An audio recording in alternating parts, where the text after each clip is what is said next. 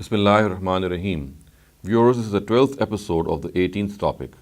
The 18th topic, as you would recall, deals with the Isnad of the 7 canonical readings. We had discussed all the 7 readers earlier on in all these previous episodes, and today, inshallah, I will take up the critique which I had mentioned in my last talk that has been put forth by Tabari on the reading of the Ittisal of the Isnad of Abdullah ibn Amir. We have seen in the previous episodes that it's a far cry to claim that any of these readings is mutawatir, and we have even seen that many of them are munqata and broken, and they even hardly qualify to be ahad. So, as I said, today I shall take up and summarize the critique of Abu Ja'far al-Tabari on the Isnad of the reading of Abdullah ibn Amir and the way it has been reported by Abdullah ibn Amir from Al-Mawrid ibn Abi Shahab, and then he has read it from Usman ibn Affan. So basically his critique is that if Abdullah ibn Amir has read out the Quran, or Mawrid ibn Abi Shahab is his teacher, and then Usman is the teacher of Mawrid himself, then this is the chain that he has criticized. Now, his critique has actually been put forth by 3 famous authorities. Ad-Dani has put it forth in his Jami al-Bayan, and then we have As-Sakhawi in his Jamal al-Qurra, and then we have Zahabi in his Marifat al-Qurra al-Kibar. And they have these 3 personalities and these 3 outstanding scholars of Qiraat have actually summarized the critique of Tabari and also endeavored to answer it. So let me first take up the critique that they have summarized. Basically, it consists of 3 points which have been posited by these 3 authorities, and these 3 authorities have actually have informed us that this critique which Tabari has made, the way they had received it, and therefore later on, inshallah, I will also present how they have responded to Tabari's critique, and finally I shall then present my own views on the critique of Tabari as well as on the response which these 3 famous authorities have given to Tabari. So the first critique which Tabari has presented on the Ittisal of the reading of Abdullah ibn Amir, and of course when I say Abdullah ibn Amir, as I said, it specifically refers to this chain, Abdullah ibn Amir to Mughira ibn Abi Shahab to Usman ibn Affan. So the first critique which Tabari has said is that there is no one who has claimed that he read out the Quran to Usman ibn Affan, and there are in fact very few people or very few readings which have been preserved and transferred from Usman ibn Affan. And his basic contention is that if Usman had taught this reading to Al-Mawrid ibn Abi Shahab, then there would have been others as well from Usman ibn Affan, his close one, his favored ones, whom he must have taught the Quran. There were obviously people who were more closer to him than Al-Mawrid ibn Abi Shahab. For example, his associates, his colleagues, his children, his immediate family members, and even his liberated slaves, mawlas. But we find that there is no such existence, and as far as distant relations of Usman are concerned, there are also many.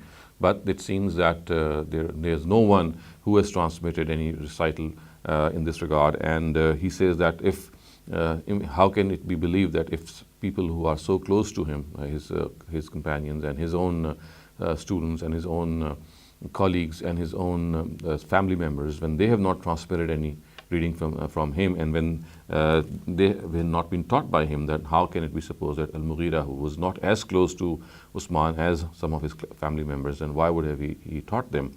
So he says that in the absence of any claimant of the fact that he has transmitted the reading of Usman, which is attributed to Abdullah ibn Amir, and Abdullah ibn Amir reading out to Al-Mughira, he says that why should this claim be considered at all in the first place?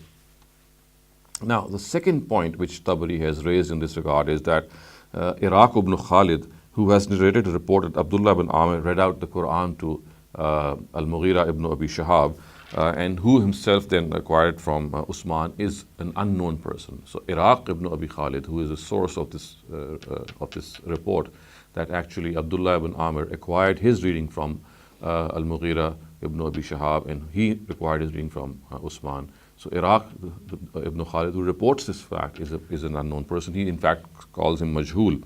And he says that He is also not known as a Quran memorizer, and the only person to narrate from Iraq ibn Khalid is Hisham ibn Ammar. So this is the second point which has been raised by At-Tabari. The third critique, viewers, which has been raised by At-Tabari is that Abdullah ibn Amir has ascribed his reading to the people of Syria and not to any person in particular. So this point that he has made is that had he ascribed his reading to a single person or an authority, he would have named that person or authority. But he has presented some details in this regard, and he says that actually Abdullah ibn Amir ascribes or attributes his reading to the people of Syria. Now, he says that this is evident from Abdul Hamid ibn Bakkar's report, which I'm now just going to read out, and this report has also been recorded by Dani in his Jami al-Bayan. So it says, I'm going to read out from the place it has been reported. قال حدثني عبد الحميد بن بكار قال حدثنا أيوب بن أبي تميم عن يحيى بن الحارث عن عبد الله بن عامر أن هذه الحروف أن هذه حروف أهل الشام التي يقرؤونها.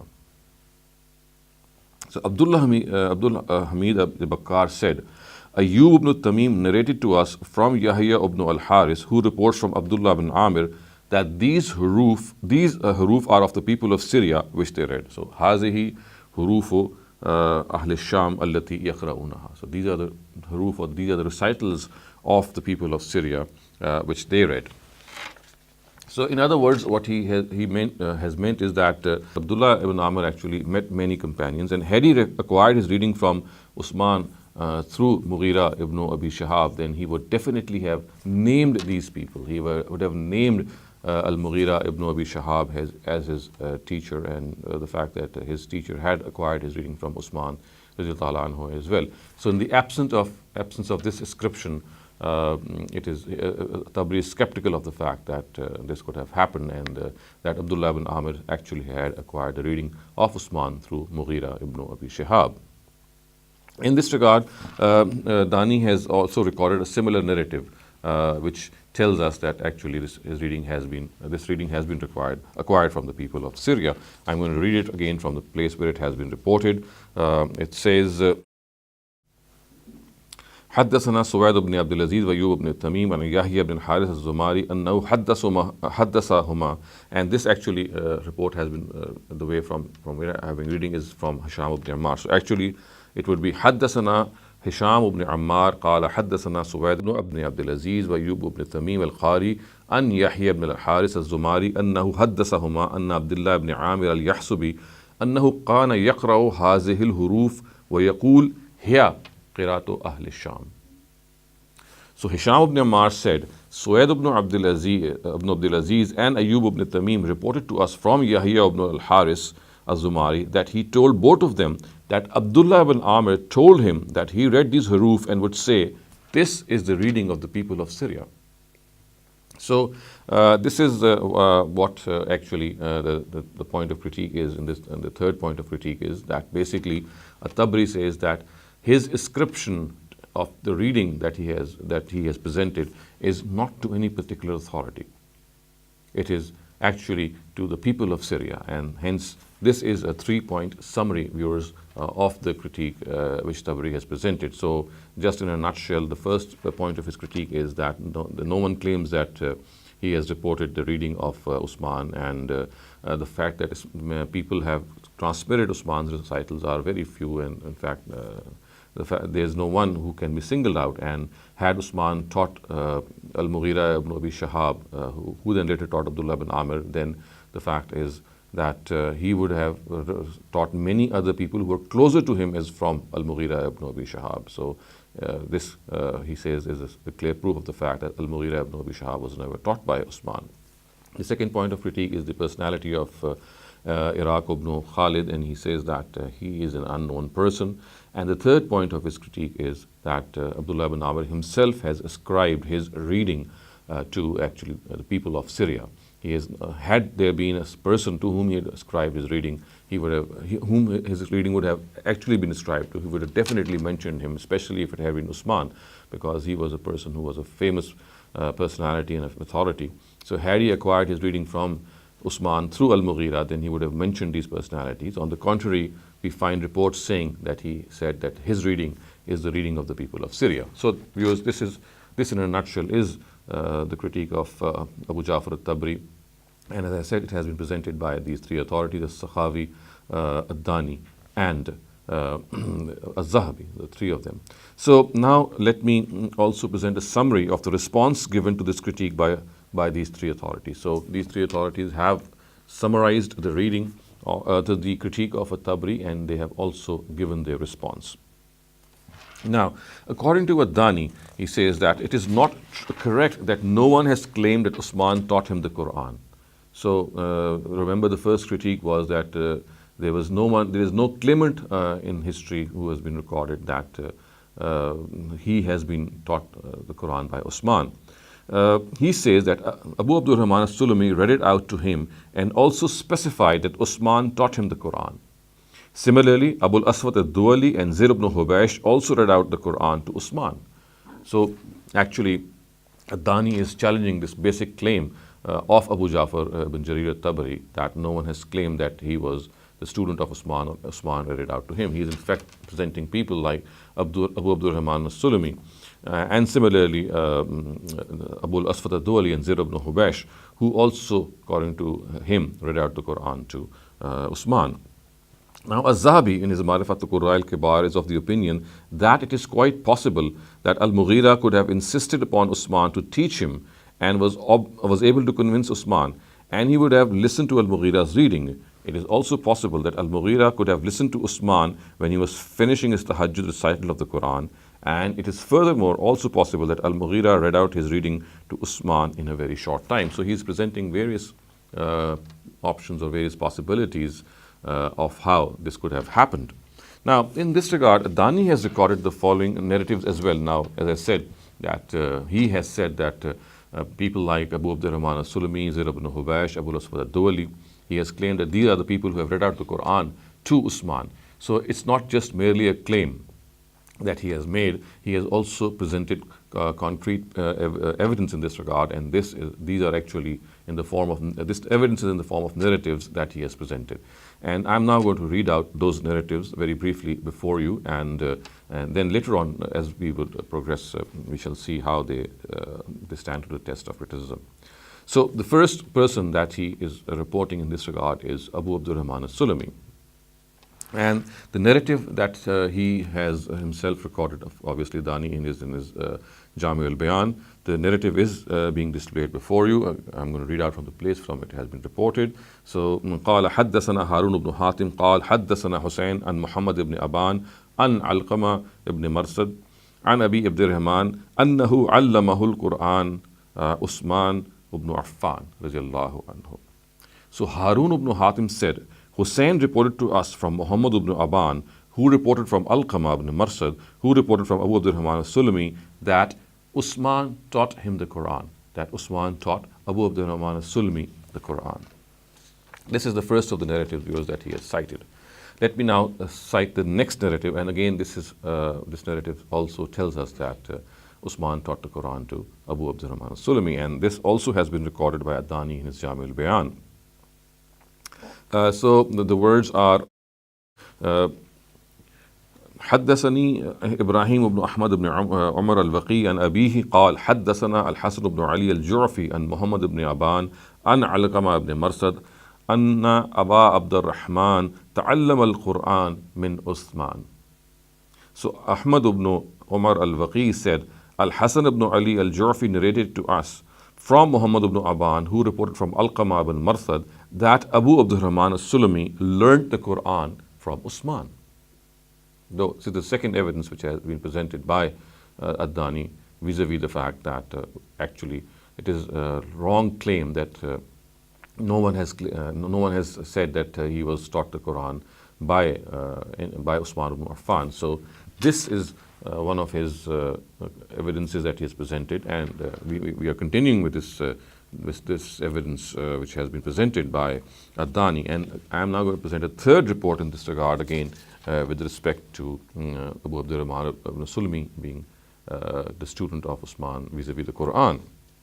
And this also has been recorded by Ad-Dani in his Jami al-Bayan, and the words are Ana Asim ibn Bahdala wa Ata ibn Sa'ib wa Muhammad ibn al-Saqfi wa Abdullah ibn Isa ibn Abi Layla annahum qara'u al-Quran ala Abdurrahman ibn Abdullah ibn Habib al-Sulami wa zakaru anna Aba Abdurrahman akhbarahum annahu qara'a ala Uthman ibn Affan radiyallahu anhu ammat al-Quran wa kana yas'aluhu an al-Quran wa kana wullil amru fayashukka alayhi wa yakul إنك تشغلني عن بعض أمر الناس فعليك بزيد بن ثابت فإنه يجلس للناس ويتفرغ لهم ولست أخالفه في شيء من القرآن. So Asim ibn Bahdala, Ata ibn Sa'ib, Muhammad al-Saqfi and Abdullah ibn Isa ibn Abi Layla said that Abu Abdurrahman al-Sulami informed them that he would generally read out the Quran to Usman and that he would ask questions from him. So the words are وَكَانَ يَسْأَلُهُ عَنِ الْقُرْآنِ. He would ask questions from him about the Quran. When he became the caliph, that is when Usman became the caliph, this became burdensome for him. Teaching and answering questions is referred to, that became difficult for him because of the fact that he had become the caliph and obviously become more involved in the affairs of the state. And he said, you have, in fact the words are, you have involved me and taken me away from the matters of people. So now get hold of Zayd ibn Sabit. He sits before people and devotes his time to them, and I do not differ with him in anything regarding the Quran. So what Usman is reported to have done in this particular report is, and this narrative is, that he has actually presented his excuse that after becoming the caliph it is not possible for him to maintain his teaching position, or the fact that he was giving time to teach the Quran, and he has actually asked people that they should refer, he's asked actually Abu Abdurrahman al-Sulami that you should now revert to Zayd ibn Sabit, and Zayd ibn Sabit is the person who actually teaches the Quran the way he used to, the way Usman used to, and that Usman does not differ in any matter with Zayd ibn Sabit. So this is as far as the three narratives are concerned, viewers, regarding the fact that Abu Abdurrahman al-Sulami was a student of the Quran of Usman ibn Affan radiyallahu anhu. Now he goes on with this evidence, Ad-Dani, and presents Zir ibn Hubaysh as also another student in this regard of Usman.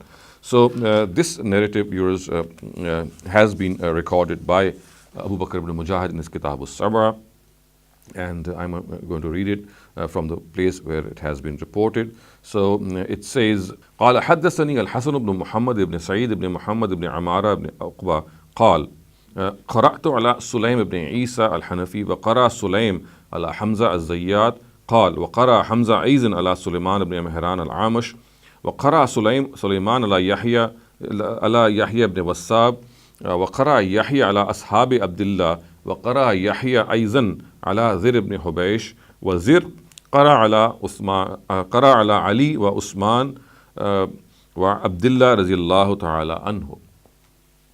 So Al-Hasan ibn Muhammad ibn Sa'id said, I read out the Quran to Sulaim ibn Isa, and Sulaim read it out to Hamza al-Zayyad, and Hamza read out to Sulaiman ibn Mihran al-Amash, and Sulaiman ibn Mihran read out to Yahya, and Yahya read out to the companions of Abdullah ibn Masud, and Yahya also read out to Zir ibn Hubaysh, and Zir read out to Ali and Usman and Abdullah. And Abdullah, of course, here refers to Abdullah ibn Masud.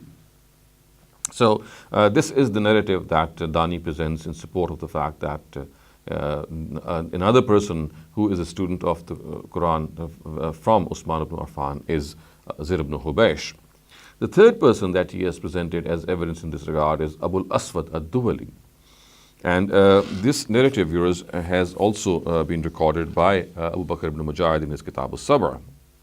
And again, it has been reported thus that حدثني الحسن بن محمد بن سعيد بن محمد بن عمارة بن عقبة قال قرأت على سليم بن عيسى الحنفي وقرأ سليم على حمزة الزيات وقرأ حمزة على حمران بن عيون وقرأ حمران على أبي الأسود الدولي وقرأ أبو الأسود على علي وعثمان رضي الله تعالى عنهما. So Al-Hasan ibn Muhammad ibn Sa'id said, I read out the Quran to Sulaiman ibn Isa and Sulaim ibn Isa, and Sulaim read it out to Hamza az-Zayyat, and Hamza read out to Humran ibn Aryun, and Humran read out to Abul Aswad al-Duwali, and Abul Aswad read out to Ali and Usman. So here again is an evidence that another student of Usman emerging is Abul Aswad al-Duwali, as per this report. So this is the evidence which he presents, and he also criticizes, Adani that is, criticizes the principle coined by Tabri vis-a-vis had Al-Mawrid read out the Quran to Usman, then others too must have been part of his teaching from Usman, whether from among his near ones or distant ones, and if near ones were not part of the teaching, then it cannot be accepted that the distant ones would be having part of this teaching. So this has been also criticized by him, and Adani says that he has already given examples of the distant ones from Usman that had taught the Quran, and when he says this, of course, he is referring to these three gentlemen, Abu Abdurrahman al-Sulami, Zayd ibn Hubash, and Abul Aswad al-Duwali. So he says that this is a clear indication of the fact that Usman did teach to people who were not as close to him as his own relatives or his own family, but again, he says that these are the people that he taught to. And he further says that if it is accepted that since no near ones like his family members and other close relatives were taught by him, then why should it be accepted that Al-Mughira was taught by him? And then if this is the case, then what about the students of people like Ubay, Zayd ibn Sabit, Abdullah ibn Masud, and other prominent companions who had students that were not from their family, relatives, or near ones? So conversely, he says that what about people like these three authorities who had students that were not from their family and relatives or near ones? Those who were their students in spite of being distant in relationship with them were unanimously accepted as their students by the Ummah. So if these people and these gentlemen taught to their distant students but never taught to their family, so he said that this is something, a clear proof of the fact that if, in this case, this could have existed, that a person is teaching someone who is not as close as his family or his colleagues or his slaves, but he's teaching people who are his distant from him, then we find examples of this case or this scenario in the case, for example, of Zayd ibn Sabit, Ubay, and Abdullah ibn Masud. So if this exists in their case, then why should we not accept it in the case of Usman as well? So he further says that those who were their students in spite of being distant in relationship with them were unanimously accepted as their students by the Ummah. Also he says that it is also possible that there could have been other students of Usman who had read out the Quran to him besides Al-Mughira, but because they were taught people, they never became prominent. Again, he's presenting another option, another possibility, because he says that there could have been other students, but they did not become as prominent. Similarly, there could have been ones who did learn from Usman, but because they had a weak memory, people did not take their reading.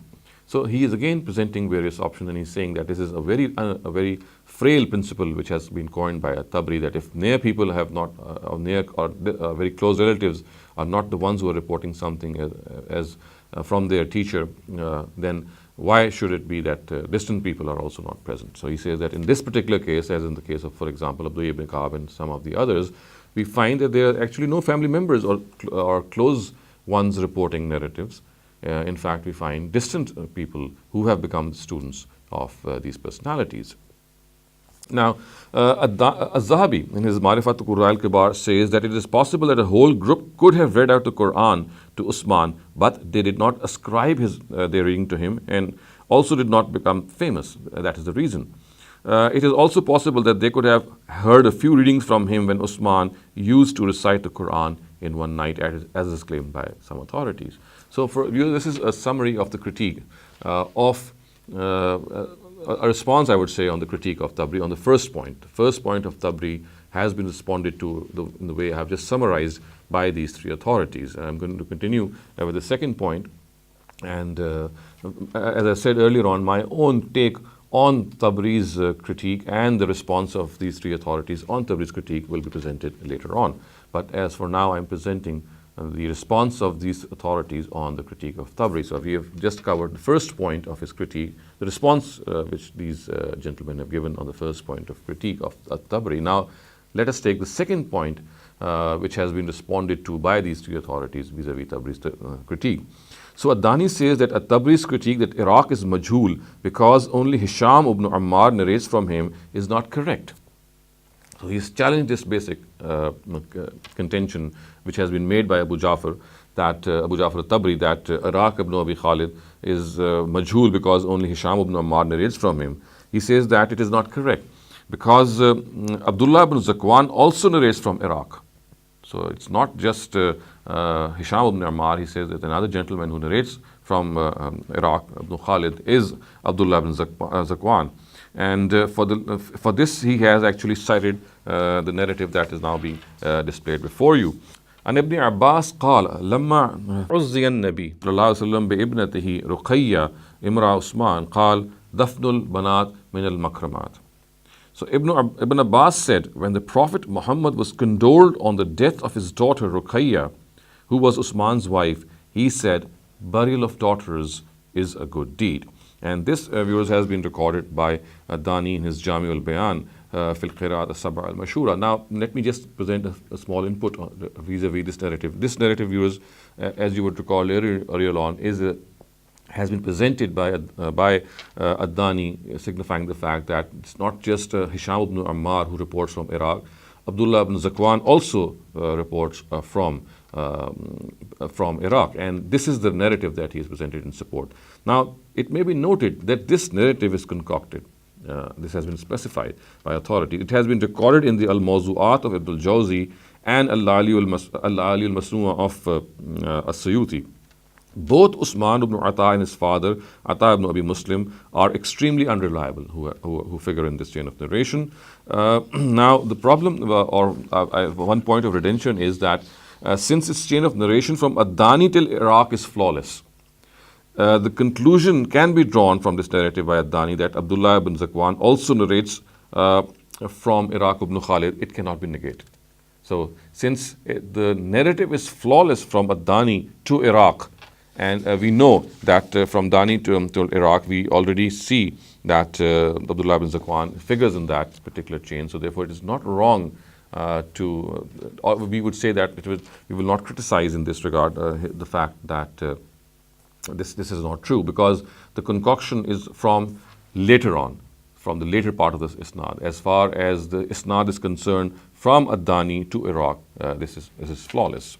Now, Az-Zahabi also says that At-Tabri's view that Iraq is majhul is not correct. Now, previously we were considering the comment of Ad-Dani. Now, Az-Zahabi has stepped in and said in his Ma'rifat al-Qurra al-Kibar that At-Tabri's view that Iraq is majhul is not correct. He is in fact famous. Hisham and Rabi ibn Sa'lab read out the Quran to him, and a whole group has heard from Iraq. Now, in this regard, Dani also points out that Iraq is not the only person who reports through Yahya ibn al-Haris, and that Abdullah ibn Amir read out the Quran to Al-Mughira ibn Abi Shahab, who read out the Quran to Usman. So he says that this is also not correct. 4 other prominent Syrians report this from Yahya ibn al-Haris, and they include Al-Walid ibn Muslim, Ayyub ibn Abi Tamim, Suwaid ibn Abdul Aziz, and Hisham ibn al-Ghaz. So, in other words, what he's saying is that Iraq is not unique in reporting the Isnad of Abdullah ibn Amir's reading. It has corroboration or mutabi'at from other 4 personnel as well. So, as you have seen, that it is not just a single person, but he has added four further people in this regard. So, besides Iraq, we have 4 other people reporting this from Yahya ibn al-Haris. I am now going to just briefly present these narratives before you so that it can be further the point can be further corroborated. So the first of them is Walid ibn Muslim, and his narrative has been reported by Ad-Dani in his Jami al-Bayan, and it says قال حدثنا الوليد بن مسلم عن يحيى بن الحارث الزماري أنه قرأ على عبد الله بن عامر اليحسبي وأنه قرأ على المغيرة بن أبي شهاب وأن المغيرة قرأ على عثمان بن عفان. So as you can see, viewers, from this chain of narration, that it is not just Iraq who reports from Yahya ibn al-Haris. We find another gentleman which I've just referred to, and he's Walid ibn Muslim. And the simple translation of this would be, Al-Walid ibn Muslim narrated to us from Yahya ibn al-Haris that he read out the Quran to Abdullah ibn Amir, and that he read it out to Al-Mughira ibn Abi Shahab, and that Al-Mughira read out to Usman radiallahu ta'ala anhu. Now the second person who reports from Yahya ibn al-Haris. Now this is besides Iraq ibn Khalid. And the second person, viewers, has also been recorded by Ad-Dani in his Jami al-Bayan. As I said, his name is Ayyub ibn Tamim. And the narrative is حدثنا هشام بن عمار قال قرأت على أيوب بن تميم وقرأ أيوب على يحيى وقرأ يحيى على ابن عامر وابن عامر قرأ على المغيرة ابن أبي شهاب إن المغيرة قرأ على عثمان وليس بينه وبينه أحد. So Hisham ibn Ammar said, I read out the Quran to Ayyub ibn Tamim, and Ayyub read it out to Yahya, and Yahya read it out to Ibn Amir, and Ibn Amir read it out to Al-Mughira, and to Al-Mughira ibn Abi Shahab, and Al-Mughira read it out to Usman, and there was none between the two. So we find a second person who reports from Yahya ibn Amir, and he is actually Ayyub ibn Tamim. So he is actually presenting people that there are other people besides Iraq who have reported this narrative from Yahya. Now the third narrative in this regard, viewers, this has also been reported by Ad-Dani in his Jami al-Bayan. This report shows that Ayyub ibn Tamim, Hisham al-Ghaz, and Sadaqa ibn Khalid, and Suwaid ibn Abdul Aziz are the people who also report from Yahya ibn Amir, from Yahya actually, from Yahya ibn al-Haris. We have already discussed this narrative earlier on. I am not going to go into the details of reading it. You can just view it on the screen. Just a brief reading of the translation of the narrative would be that Ahmed ibn Yazid al-Halwani said, I asked Hisham ibn Ammar, can I read this qira'ah from you from Ayyub, who reports from Suwaid ibn Abdul Aziz, who reports from Yahya, who reports from Ibn Amir, and that Ibn Amir read out the Quran to Al-Mughira, and Al-Mughira read out to Usman? He said, yes. Ahmad ibn Yazid al-Halwani said, it has been narrated from Al-Abbas ibn al-Walid, from Yahya ibn Abdul Hamid ibn Bakkar, from Ayyub, from Yahya ibn al-Haris, who reports from Ibn Amir, that Ibn Amir read out the Quran to Al-Mughira, and Al-Mughira read out to Usman. Ahmad ibn Yazid al-Halwani also said, it is narrated from me also from Abu, it is narrated to me also from Abu Misr, who said, it is narrated to me by Ayyub, Suwaid, Sadaqa, and Hisham ibn al-Ghaz, from Yahya ibn al-Haris, from Abdullah ibn Amir, from Al-Mughira ibn Abi Shahab. Ad-Dani said, so the narration of these four people is in harmony with the narration of Iraq from Yahya ibn al-Haris. So this has been further pointed out by Dani himself, so that there are four other people who report this narrative from Yahya besides Iraq ibn al-Khalid, thereby negating the critique of Abu Ja'far. So viewers, now let us take up the third point of critique which has been responded to by these three gentlemen. The third point of critique which Abu Ja'far ibn Jarir al-Tabari had presented, as you would recall, was that Abdullah ibn Amir has not ascribed his reading to any particular authority. In fact, his words are that this is the reading of the people of Syria, and therefore he had said that in the absence of any such ascription, how can it be said that Abdullah ibn Amir's reading is from Usman through Al-Mughira ibn Abi Shahab. So this was the critique. Now, while replying to this critique, Sakhawi says that as far as this narrative is concerned, which says the narrative actually had been recorded and presented to you earlier on, the words of that narrative were Hazihi hurufu ahli sham allati yaqra'unaha, which means that these are the recitals of the people of Syria which they read.